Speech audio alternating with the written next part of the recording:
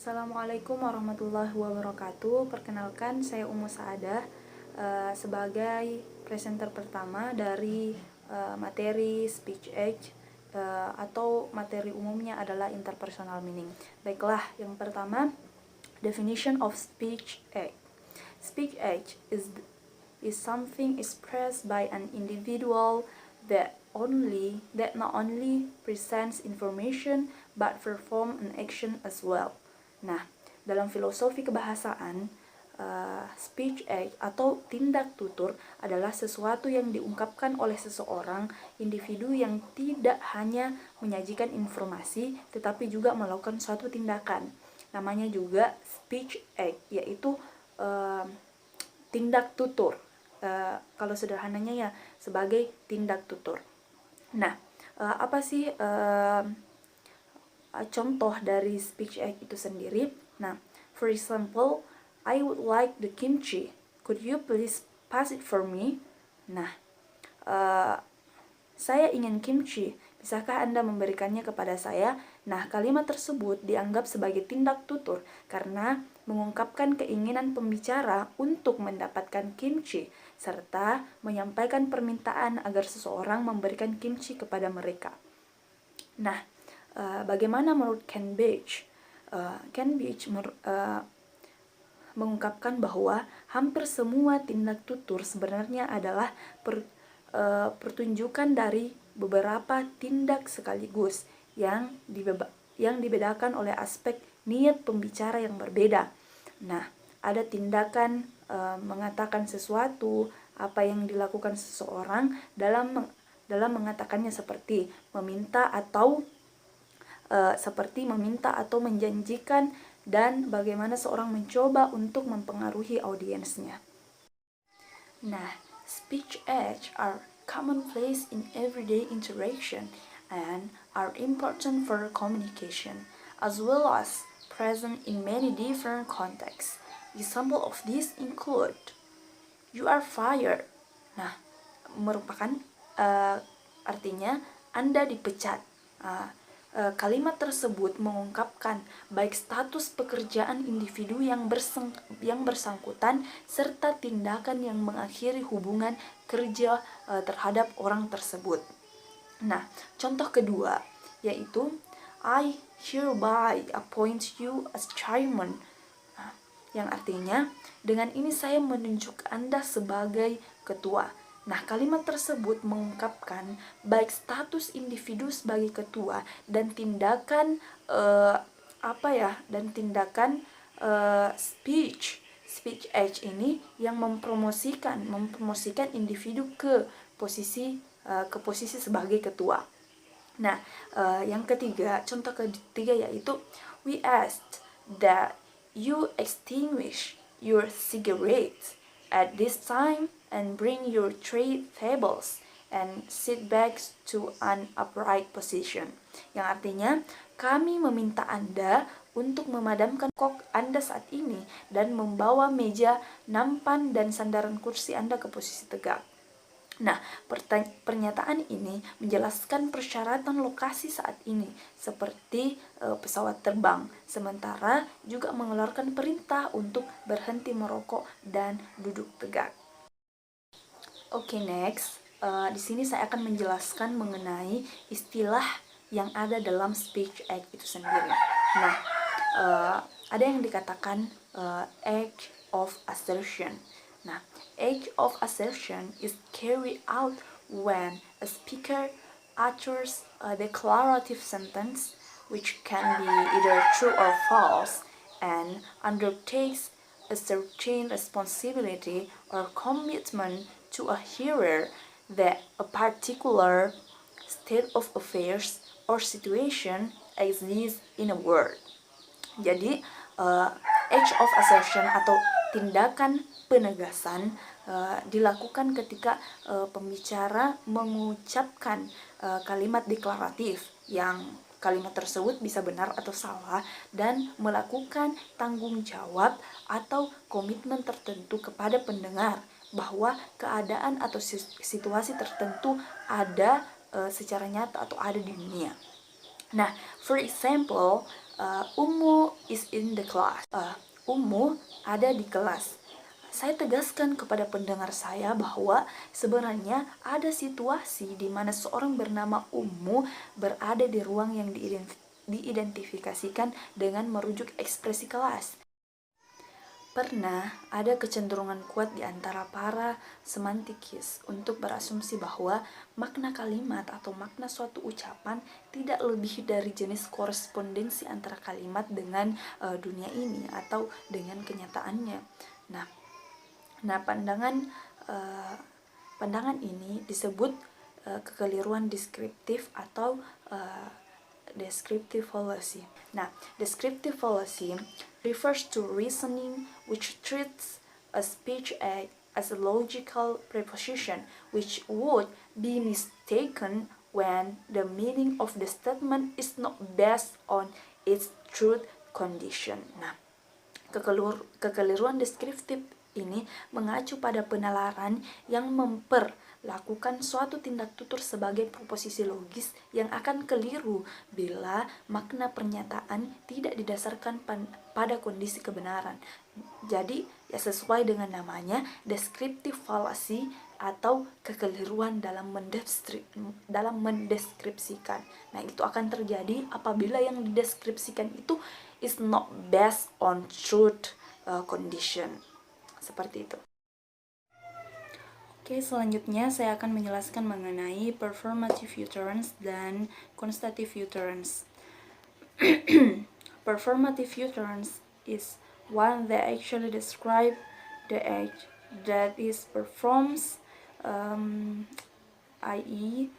It performs some act and simultaneously describes the act, yang artinya bahwa ucapan performatif adalah ucapan yang benar-benar mendeskripsikan tindakan yang dilakukannya, yaitu melakukan beberapa tindakan dan menjelaskan tindakan itu. Garis bawahi melakukan dan menjelaskan. Sebagai contohnya, example, I promise to pay you back is performative because in saying it, the speaker actually does what the utterance describe.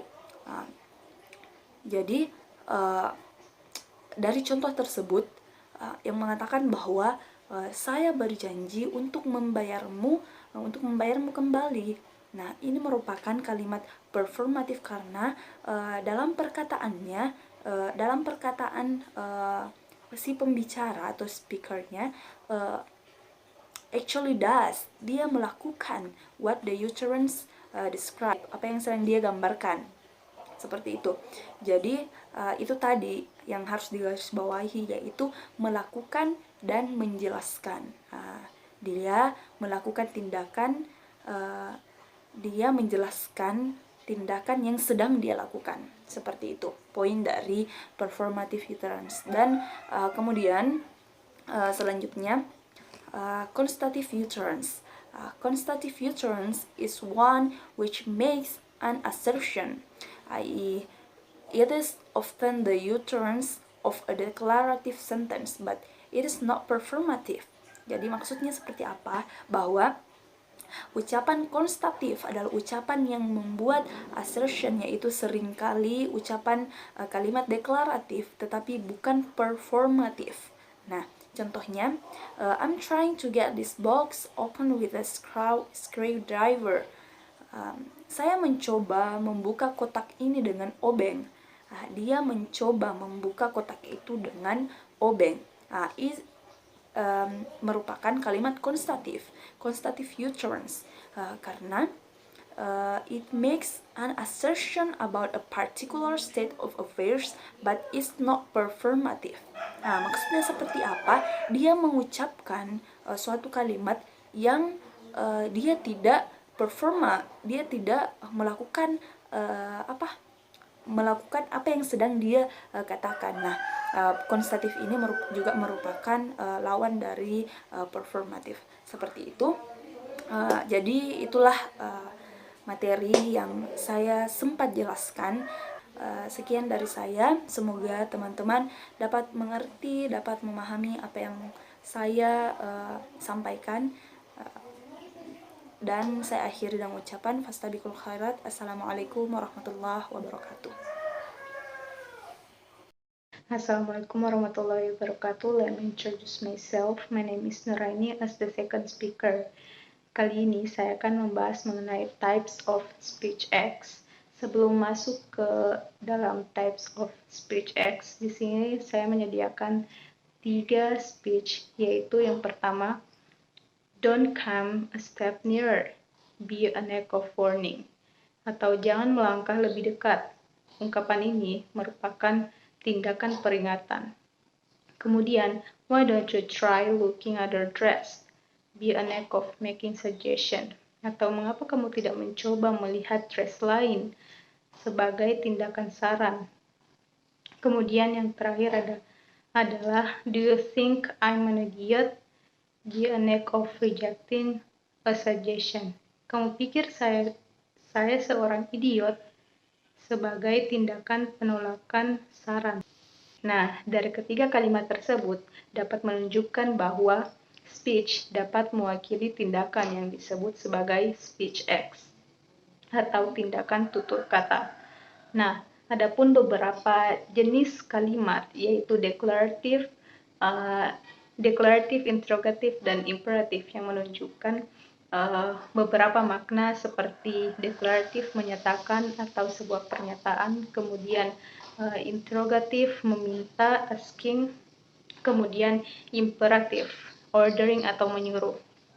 Nah, namun dari beberapa tutur kata atau banyak tutur kata biasanya menimbulkan tindakan yang tidak sesuai dengan keinginan oleh speaker. Maka dari tindakan-tindakan tersebut itulah yang akan dibahas pada materi ini. Nah, seperti yang sebelumnya telah saya katakan bahwa menurut Austin terdapat 3 types of speech acts, yaitu locutionary, illocutionary, and perlocutionary. Secara garis besar, ketiga speech acts ini akan membahas mengenai bagaimana sebuah tutur kata yang mewakili tindakan tergantung bagaimana the hearer atau pendengar menangkap maksud dari pembicara. Hal ini dikarenakan sebuah tutur kata bisa saja memiliki banyak makna, sehingga mungkin pembicara bisa tidak tersampaikan maksudnya kepada pendengar, karena sebuah tutur kata bisa saja dapat menginspirasi, membuat marah, atau membuat sedih, atau bahkan bisa memotivasi. Baik, speech acts yang pertama yaitu locutionary atau biasa juga disebut dengan locution. Is an act of making literal significance of the utterance, atau locutionary merupakan tindakan dari tutur kata dari makna yang sebenarnya, atau sebuah tutur kata yang diucapkan yang merupakan makna sebenarnya. Seperti contohnya, it is raining outside. Di luar sedang hujan. Nah, maknanya tersebut merupakan di luar benar-benar hujan. Kemudian perlocution. Perlocution carried out by a speaker making an utterance is the act of causing a certain effect on the hearer and others. Nah, perlocution merupakan tutur kata yang dapat menimbulkan tindakan mendatangkan pengaruh tertentu oleh pendengar dan orang lain. Perlocution ini merupakan tindakan yang dilakukan oleh atau sebagai hasil dari mengatakan sesuatu yang terjadi atau apa yang dikatakan pembicara berdampak pada pendengar, seperti misalnya membujuk, mengintimidasi, mempermalukan, menginspirasi, dan lain-lain. Seperti contohnya, it is raining outside, di luar sedang hujan. Untuk perlocution bisa menimbulkan possible effect yang bermacam-macam, seperti the hearer may use the umbrella when he or she goes out. Pendengar mungkin akan menggunakan payung ketika dia keluar. Atau Possible effect-nya juga, the hearer may stay while waiting for the rain to subside. Pendengar mungkin akan menunggu hingga hujannya reda. Kemudian, atau contoh lainnya ada I'm hungry. Speech dari I'm hungry ini akan menimbulkan possible effect. Di sini saya menyediakan dua, yaitu the hearer could be persuaded to make a fried rice. Si pendengar mungkin merasa dibujuk untuk untuk membuat nasi goreng, atau possible effect yang lainnya yaitu the hearer may give the speaker some money, atau pendengar mungkin memberi uang kepada pembicara untuk membeli makanan, mungkin seperti itu. Kemudian yang ketiga, illocutionary. Illocutionary carried out by a speaker making an utterance is effect view in terms of the utterance significance within a conventional system of social interaction. Atau illocutionary adalah tutur kata yang menimbulkan tindakan yang dipandang dari segi makna ucapan dan terkonek dengan social interaction.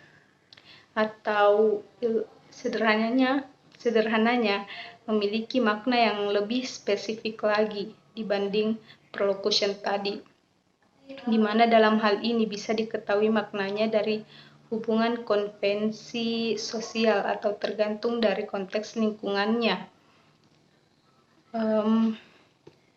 Illocution ini memiliki banyak makna, dia meaningful dalam ungkapannya, yaitu misalnya it is raining outside. Mungkin saja ungkapan ini bermaksud sebagai the speaker berharap atau menginginkan pendengar untuk menggunakan payung ketika keluar, atau the speaker wants you not go out because it is still raining outside. Pembicara ingin pendengar untuk tidak keluar karena di luar sedang hujan. Dari ketiga speech X tersebut, untuk dapat lebih mudah membedakannya, yang pertama locutionary itu merupakan utterance yang merupakan makna yang sebenarnya, seperti tadi it is raining outside, maka di luar benar-benar hujan, itu maksud dari sang pembicara, kemudian diterima oleh pendengarnya. Kalau perlocution merupakan sebuah tindakan hasil yang dilakukan oleh sang pendengar, seperti tadi contohnya it is raining outside, maka si pendengar mungkin akan menanggapi bahwa apabila dia keluar, dia akan menggunakan payung, atau dia akan menunggu hingga hujannya reda. Kalau untuk illocutionary sendiri, dia maknanya lebih spesifik, dia bisa dimaknai, dia bisa ditahu maksudnya tergantung pada situasi sosial, tergantung juga lingkungannya, seperti tadi it is raining outside. Si pembicara menyarankan untuk dia tidak keluar hingga hujannya reda, atau si pembicara ingin dia menggunakan payung ketika dia ingin keluar. Untuk contoh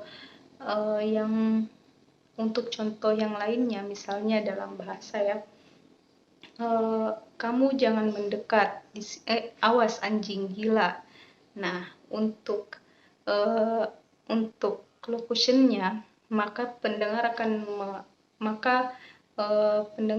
menerima bahwa ya ada anjing gila di sana, ada anjing galak di sana.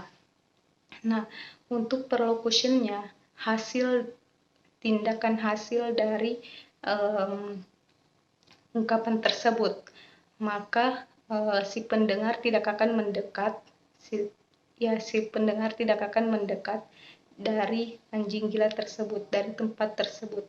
Mungkin dia akan putar balik atau tidak meneruskan perjalanannya. Kemudian untuk elocutionnya, pendengar menerima itu sebagai peringatan bahwa hati-hati, di situ ada anjing gila, seperti itu. Anjing galak. Ya, seperti itu. Selanjutnya, untuk elocution memiliki 5 classification, yaitu declarative, assertive, expressive, directive, dan commissive. Yang pertama, declarative. Declarative, it is a speech acts that change in the external situation by their utterance.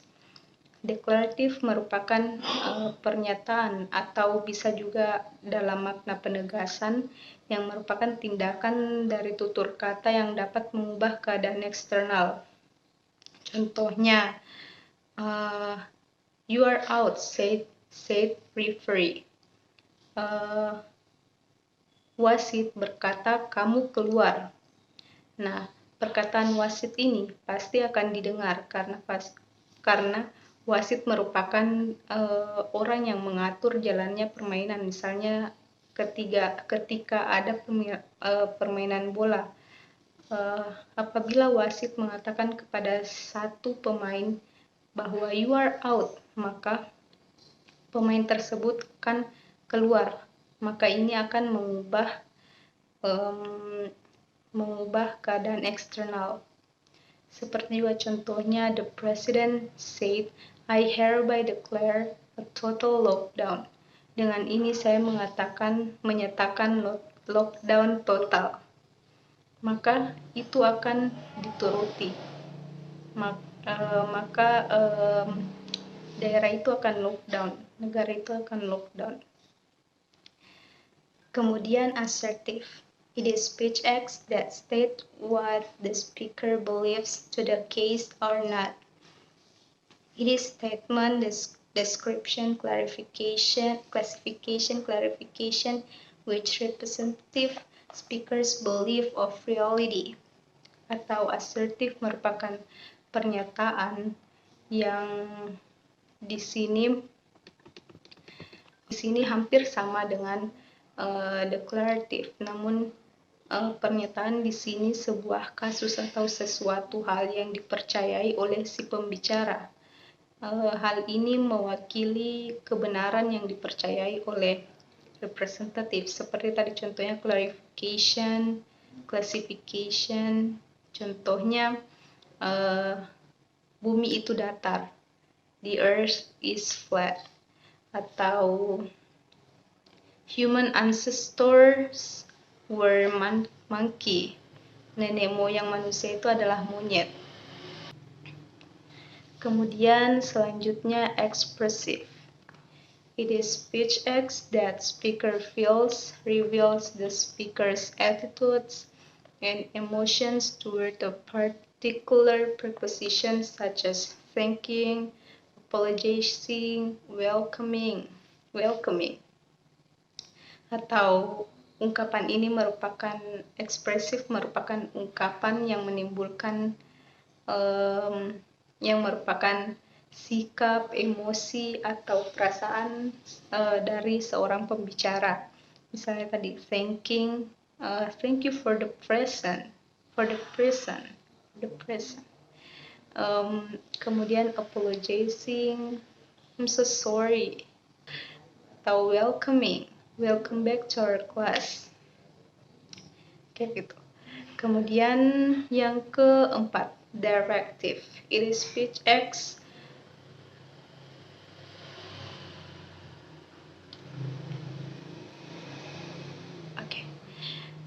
Kemudian yang keempat, directive. It is speech acts that a speaker used to get someone else to do something. It is either to be followed or not to be unfollowed. Atau directive merupakan sebuah ucapan yang menginginkan tindakan melakukan sesuatu atau bisa dikatakan menyuruh atau sebuah perintah. Hal ini bisa diikuti, bisa juga tidak diikuti. Contohnya, give me a cup of tea. Berikan saya secangkir teh. Atau Chan, please stop playing PUBG. Chan, tolong berhentilah bermain PUBG. Kemudian yang terakhir, commissive. It is speech acts that the speakers use to commit themselves to some future action. Nah, commissive merupakan tutur kata yang speaker gunakan sebagai komitmennya yang untuk masa yang akan datang atau perbuatannya untuk masa mendatang. Misalnya seperti sumpah, berjanji, ancaman, kontrak, dan lain-lain. Untuk contohnya seperti I will not do that. Starting tomorrow, I promise to wake up early. Mulai besok saya berjanji saya akan bangun pagi. Baik, sekian dari saya. Itulah penjelasan saya mengenai jenis speech acts. Terima kasih atas perhatiannya. Wassalamualaikum warahmatullahi wabarakatuh. Assalamualaikum warahmatullahi wabarakatuh. My name is Nuraimin Syafitri.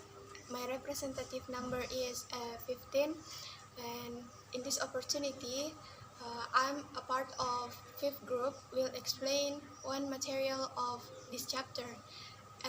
I will explain about felicity condition. The first is definition of felicity condition. What is definition of felicity condition? Felicity condition are the condition which must be fulfilled for a speech act to be satisfactorily performed. Jadi, felicity condition ini adalah kondisi atau syarat yang harus dipenuhi agar speech act dapat terwujud dan dilaksanakan secara memuaskan atau secara maksimal. Speech act sendiri atau tindak tutur telah dilaksanakan pada materi sebelumnya, tapi saya akan sedikit menyebutkannya, yaitu speech act adalah sesuatu yang diungkapkan oleh individu yang tidak hanya menyajikan informasi, tapi juga berupa perbuatan atau tindakan.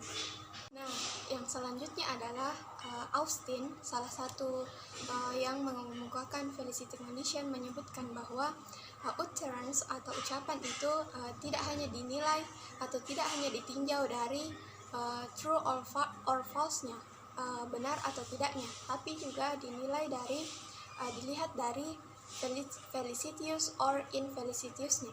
Nah, apa itu felicitious dan infelicitious? Felicitious, the condition if speech act is successful or happy. Jadi, felicitious adalah kondisi atau keadaan jika speech act atau tindak tutur itu dapat berhasil atau sukses. Nah, contohnya adalah jika pada speech act of ordering atau tindak tutur dalam menyuruh atau memerintah. Contohnya, jika seorang guru menyuruh muridnya untuk membersihkan papan tulis dan muridnya tersebut mengatakan oke dan langsung melaksanakannya, maka kondisi ini dinyatakan felicitious atau kondisi yang sukses, speech act-nya sukses. Dan yang kedua adalah infelicitious, yaitu keadaan di mana speech act-nya tidak berhasil atau tidak sukses. Contohnya adalah masih sama, yaitu speech act of ordering, tindak tutur yaitu memerintah. Jika seorang murid misalnya menyuruh gurunya untuk membersihkan papan tulis dan gurunya langsung menginterupsi dan tidak melaksanakan speech act tadi, maka kondisi ini dikatakan infelicitious karena speech act-nya tidak berhasil. Selanjutnya adalah terkait macam-macam dari felicity condition. Di beberapa literatur ada para ahli berpendapat berbeda, namun di kesempatan kali ini saya akan menjelaskannya yang secara umum. Jadi, generally, types of felicity condition are divided into 3 categories. The first is essential condition, sincerity condition, dan preparatory condition. Yang pertama adalah essential condition. This means that you say what you say. Both speaker and hearer take the turns to be performative. Artinya, Anda mengatakan apa yang Anda ingin katakan. Pembicara maupun pendengarnya menganggap ucapan tersebut performatif. Performatif ini dapat diartikan sebagai diiringi atau diikuti dengan perbuatan atau tindakan. Yang adalah sincerity condition. This means that you mean what you say, that both speaker and hearer take the turns to be intentional to accurately represent the wish of the speaker and the hearer's understanding that the utterance express that wish. Jadi pada kondisi ini berarti Anda bersungguh-sungguh dengan apa yang Anda katakan. Baik pembicara maupun pendengar menganggap ucapan tersebut disengaja untuk secara akurat mewakili keinginan pembicara dan pemahaman pendengar bahwa ucapan tersebut mengungkapkan keinginan itu. Terakhir adalah preparatory condition. Preparatory condition means that you can do what you say. Both speaker and hearer agree that it is appropriate. It is situationally appropriate for you to perform the speech act. Jadi pada kondisi ini berarti bahwa Anda memang dapat melakukan apa yang Anda katakan. Baik pembicara maupun pendengarnya setuju bahwa apa yang Anda katakan dapat Anda lakukan.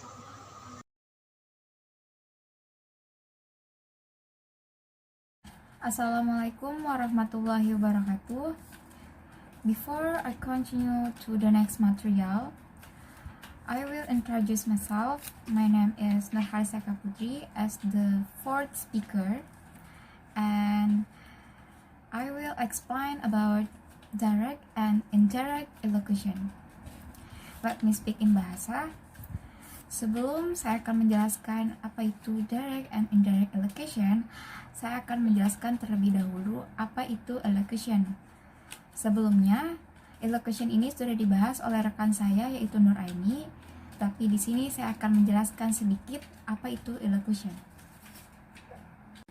What is elocution? Elocutions are acts defined by social conventions such as accosting, accusing, admitting, apologizing, challenging, complaining, condoling, congratulating, declining, deploring, giving permission, giving way, greeting, leave-taking, mocking, naming, offering, praising, promising, proposing marriage, protesting, recommending, surrendering, thanking, toasting. Jadi, elocution ini bisa dikatakan sebagai aksi dari kebiasaan sosial. Maksudnya, aksi yang biasa terjadi di kehidupan sehari-hari kita, seperti menegur, menuduh, mengakui, meminta maaf, mengeluh, menantang, dan lain-lain. Teman-teman bisa lihat di layarnya. One way to think about the elocutionary act is that it reflects the intention of the speaker in making the utterance in the first place. Salah satu cara untuk memikirkan tindak elokusi yaitu dengan merefleksikan niat si pembicara di awal kalimat. Jadi maksudnya di sini adalah di elokusi ini kita menekankan niat pembicara di awal kalimat, memusatkan di awal kalimat, seperti itu. Kita ke slide selanjutnya, bisa dilihat di layar teman-teman. Contohnya ini, yang pertama, would you like a cup of coffee? Jadi kalimat ini termasuk dalam elokusi, yaitu elokusi offering, inquiring, and asking. Kenapa? Karena bisa dilihat dari pertanyaannya ini, would you like a cup of coffee? ibaratnya ini kayak dia ini menawarkan, kayak apakah kamu suka secangkir kopi, kayak nawarin. Bisa juga mempertanyakan, inquiring, would you like a cup of coffee, kayak ditawarin gitu. Sebelum ditawarin kayak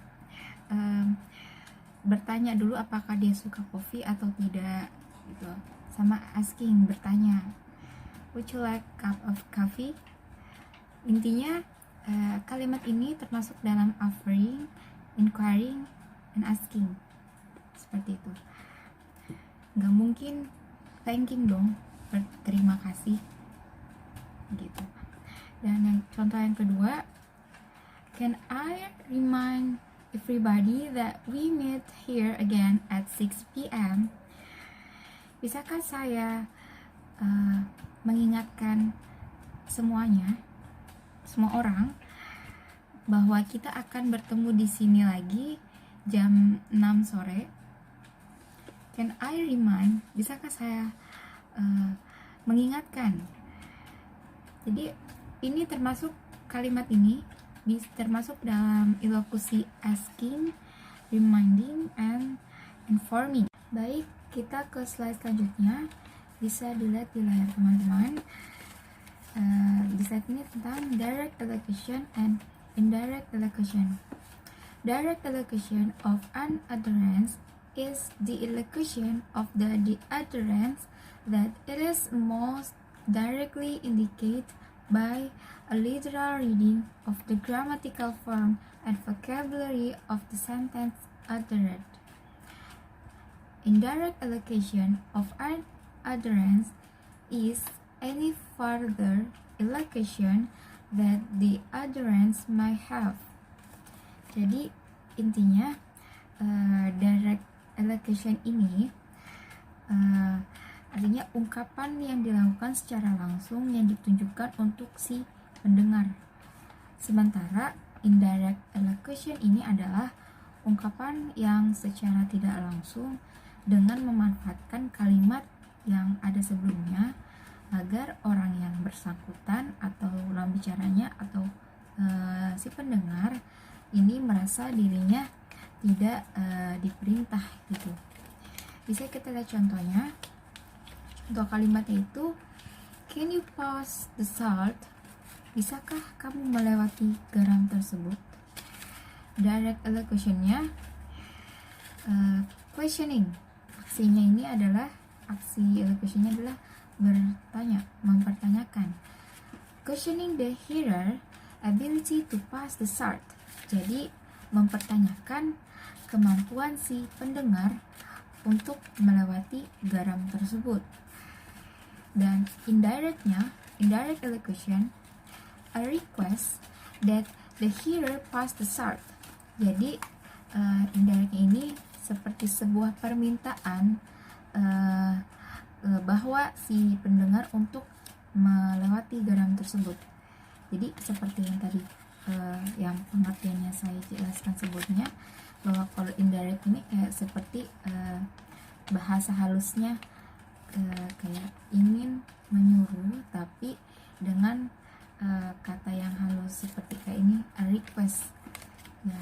Jadi baik, kita ke slide yang selanjutnya, yaitu tentang klasifikasi elocution yang termasuk dalam indirect elocution. Sebenarnya telah dijelaskan sebelumnya oleh rekan saya, yaitu Nur Aini, pada saat menjelaskan tentang elocution.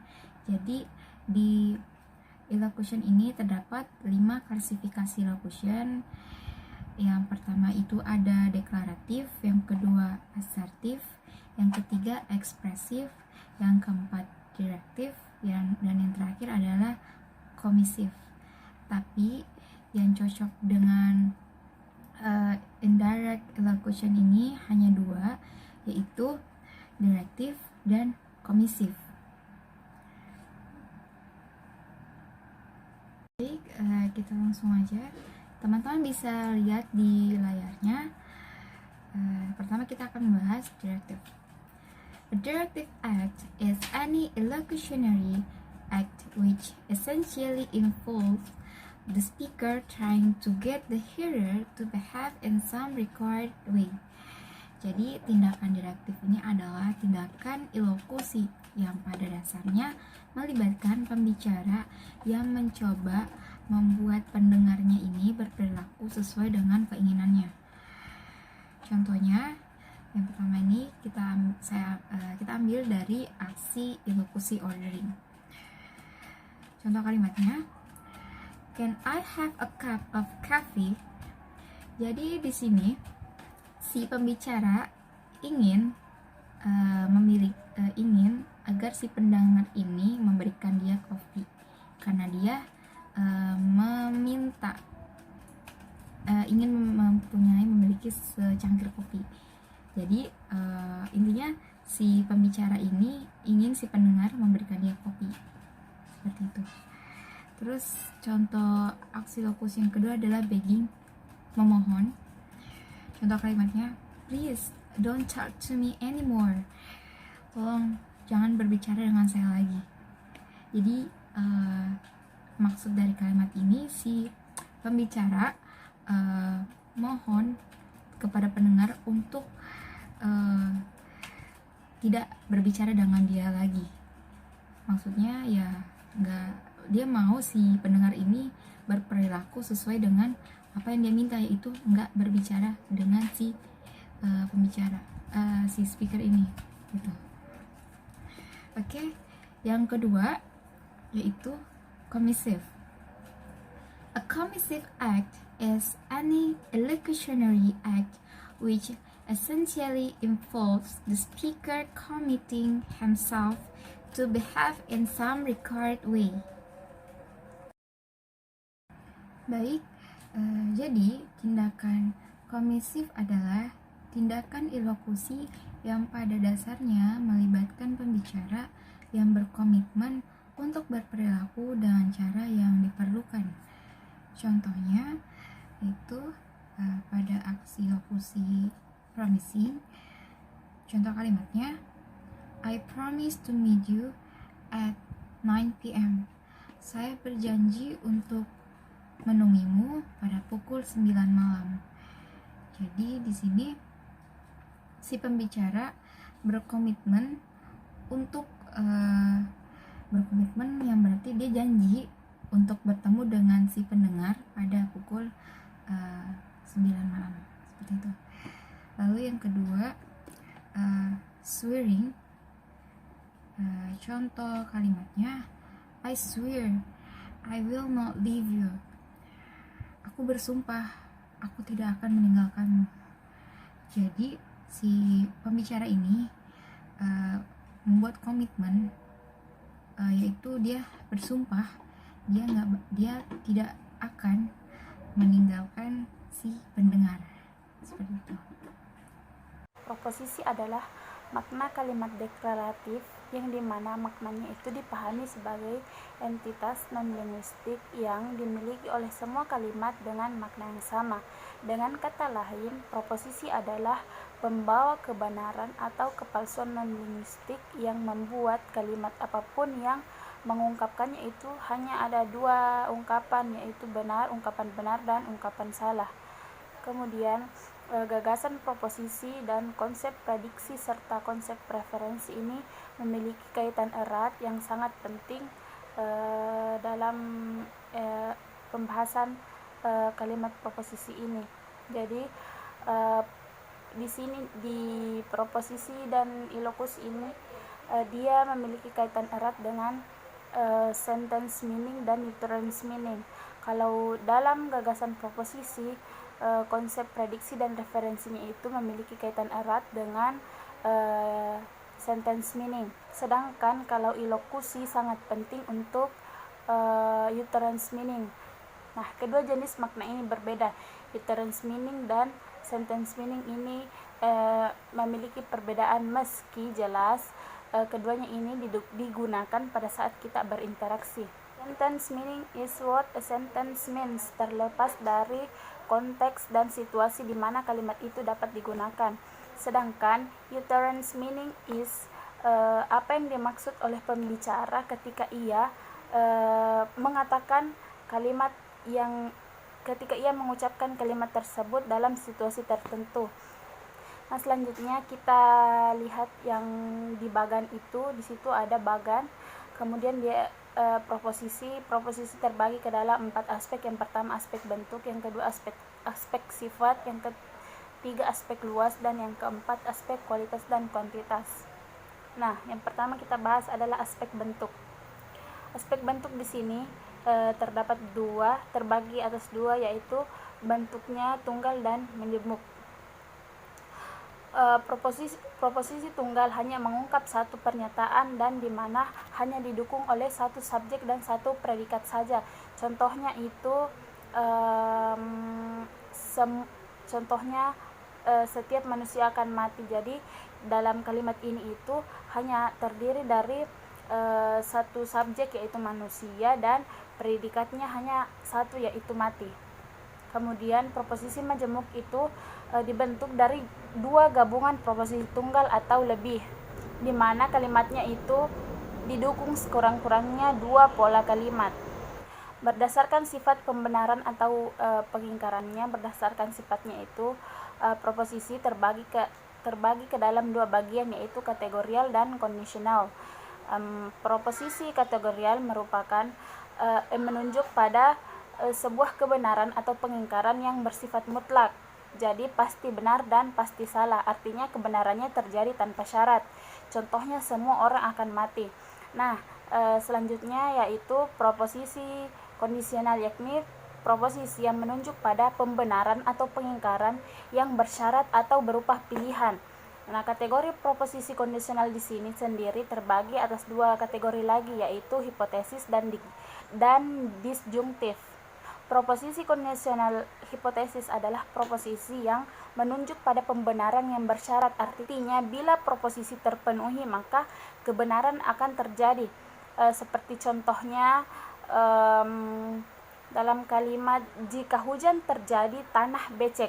Jadi tanah akan becek jika hujan terjadi. Berbeda dari hipotesis, kalau disjungtif itu dia bisa disebut dengan alternatif. Hal ini didasarkan pada pembenaran atau berupa pilihan. Sedangkan menurut aspek luasnya, proposisi terbagi atas 3, yaitu universal, singular, dan partikular. Proposisi universal adalah sebuah proposisi yang mencakup seluruh aspek atau bagian dari proposisi tersebut. Hal ini ditandai dengan adanya kata semua, seluruh, setiap kali, masing-masing. Nah, selanjutnya proposisi partikular adalah proposisi yang mengungkap sebagian dari seluruh aspek. Kata tugas yang kadang ada dalam proposisi partikular itu seperti tidak semua, sebagian, kebanyakan. Contohnya itu tidak semua siswa rajin belajar. Jadi di dalam kalimatnya itu ada kata tidak semua yang merupakan proposisi partikular yang hanya mencakup sebagian aspek kerja saja. Dan yang terakhir ada proposisi singular. Nah, proposisi singular di sini merupakan proposisi yang hanya mengungkap satu aspek di antara banyaknya aspek. Nah, dalam proposisi singular itu katanya yang biasa digunakan adalah kata ini dan kata itu. Misalnya dalam penggunaan kalimat rumah ini akan dijual. Di sini kata rumah ini hanya menunjukkan pada satu unsur. Nah, jika terdapat dua unsur maka dia bukan lagi termasuk dalam proposisi singular. Kemudian yang terakhir ada aspek kualitas dan kuantitas. Nah, berdasarkan kualitas dan kuantitasnya, proposisi terbagi menjadi dua, yaitu proposisi A, I, E, dan juga proposisi O. Yang dimaksud dengan proposisi A di sini adalah proposisi universal atau singular positif. Proposisi yang mengungkap keseluruhan dan pembenaran pengakuan atau segala pembenaran dan pengakuan yang bersifat positif. Contohnya, meja ini terbuat dari kayu jati. Lain halnya dengan proposisi A, proposisi E adalah proposisi universal atau singular negatif. Proposisi ini mengungkap keseluruhan pengingkaran, penolakan yang bersifat negatif. Misalnya, meja ini tidak terbuat dari kayu. Nah, kemudian selanjutnya proposisi I dan proposisi O. Proposisi I adalah proposisi partikular aktif yang mengungkap sebagian dari keseluruhan pengakuan pembenaran yang bersifat positif. Sebagai contohnya itu beberapa siswa SMU kebangsaan tekun belajar. Sedangkan proposisi O adalah proposisi partikular negatif yang mengungkap sebagian dari keseluruhan pengingkaran penolakan yang bersifat negatif. Contohnya, beberapa siswa SMU kebangsaan tidak tekun dalam belajar. Jadi di sini proposisi A dan proposisi E merupakan proposisi universal yang bersifat singular. A aktif sedangkan B negatif. Kalau proposisi O dan proposisi I dan proposisi O adalah proposisi yang bersifat partikular, yang mana proposisi I adalah partikular aktif dan proposisi O merupakan partikular negatif. Hello everyone, I'm Insani Al-Husnasya.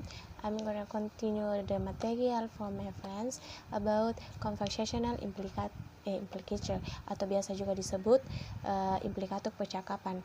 Tapi sebelum saya menjelaskan apa itu implikator percakapan, sebaiknya teman-teman sekalian mengetahui apa itu implikator. Nah, saya akan menjelaskan secara singkat apa itu implikator.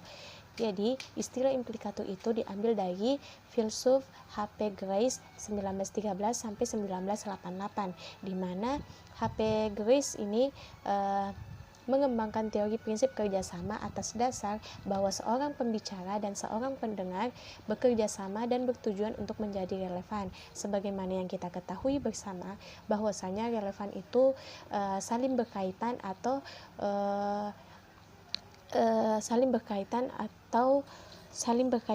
bersangkut paut.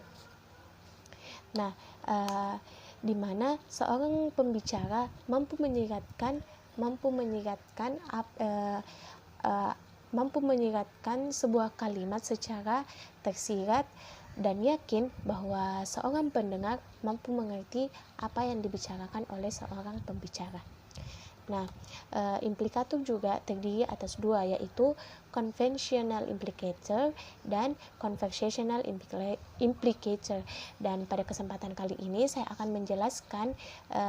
akan fokus ke conversational implicator. Nah, dalam pragmatik, implikator percakapan merupakan tindak tutur tidak langsung atau implisit yang dimaksud dengan ucapan seorang penutur yang bukan merupakan bagian dari apa yang dikatakan secara eksplisit atau jelas. Nah, istilah ini juga dikenal sebagai implikator. Implikator ini adalah antonim atau kebalikan dari penjelasan yang merupakan asumsi yang dikomunikasikan secara eksplisit. Nah, adapun yang dikatakan L.R. Horn dalam buku The Handbook for Pragmatics, dia mengatakan bahwasanya apa yang ingin dikomunikasikan seorang pembicara secara karakteristik jauh lebih kaya daripada apa yang dia ungkapkan secara langsung. Nah, makna linguistik secara radikal merendahkan pesan yang disampaikan dan dipahami. Baiklah, untuk lebih jelasnya, saya akan memberikan teman-teman sekalian dua contoh, yaitu contoh pertama, terdapat dua seorang siswa, yaitu siswa A dan juga siswa B. Siswa A bertanya kepada siswa B,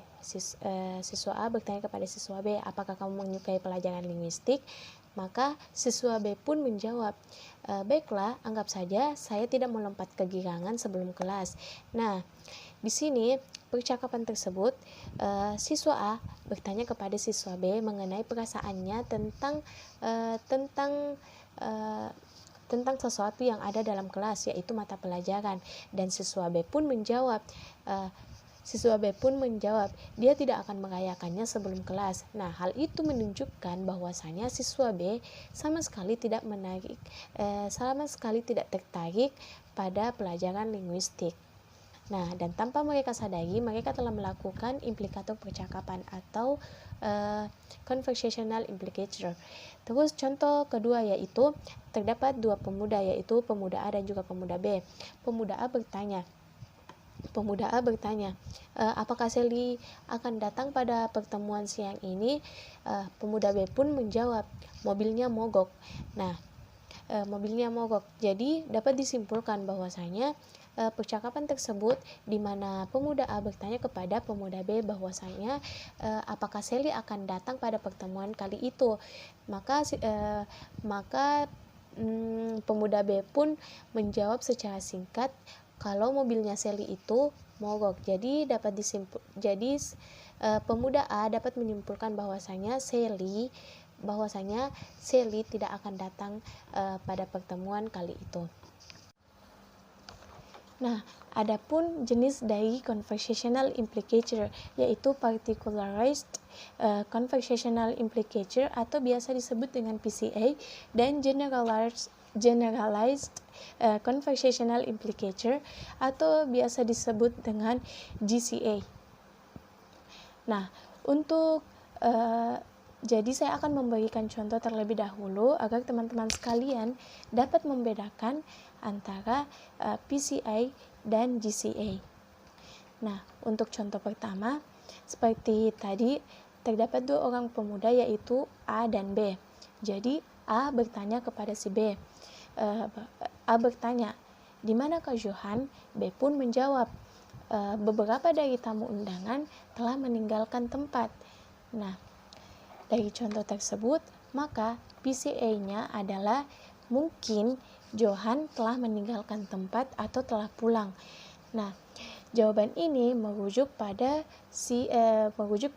pertanyaan si A tadi, bahwasanya si A bertanya, "Di manakah Johan?" Nah, maka PCA-nya itu telah dijelaskan oleh si A tadi. Kemudian untuk GCA-nya yaitu tidak semua dari para tamu telah meninggalkan tempat. Nah, ini merujuk pada jawaban si B tadi. Yaitu beberapa dari para tamu telah meninggalkan tempat. Nah, jadi B ini telah menjelaskan GCA dari contoh tersebut atau generalized conversational implicator. Kemudian contoh selanjutnya yaitu masih sama seperti tadi, yaitu terdapat dua orang pemuda yaitu A dan B. Nah, A bertanya kepada si B, "Apakah summer camp-nya berjalan dengan lancar?" Nah, B pun menjawab, "Beberapa dari mereka atau beberapa dari anak-anak terkena sakit flu." Jadi dari contoh tersebut maka PCA-nya adalah summer camp-nya tidak berjalan seperti apa yang diharapkan. Nah, dan jawaban ini telah merujuk kepada pertanyaan si A tadi yang bertanya bahwasanya apakah summer camp-nya berjalan dengan lancar. Jadi si A telah menjelaskan PCA-nya. Kemudian untuk GCA-nya, tidak semua anak-anak terkena sakit flu, dan pernyataan ini merujuk pada si jawaban B tadi. Jadi si B tadi menjelaskan generalized conversational implicator-nya. Nah, the conclusion, jadi PCA dari statement B ini itu merujuk pada konteks yang disediakan oleh si penanya tadi, yaitu si A. Dia akan mengandung jadi jawabannya atau dalam PCA-nya ini dia akan mengandung arti atau makna yang merujuk pada konteks yang telah disediakan oleh si A tadi. Nah, itulah yang dinamakan dengan PCA atau particularized conversational implicator. Sedangkan untuk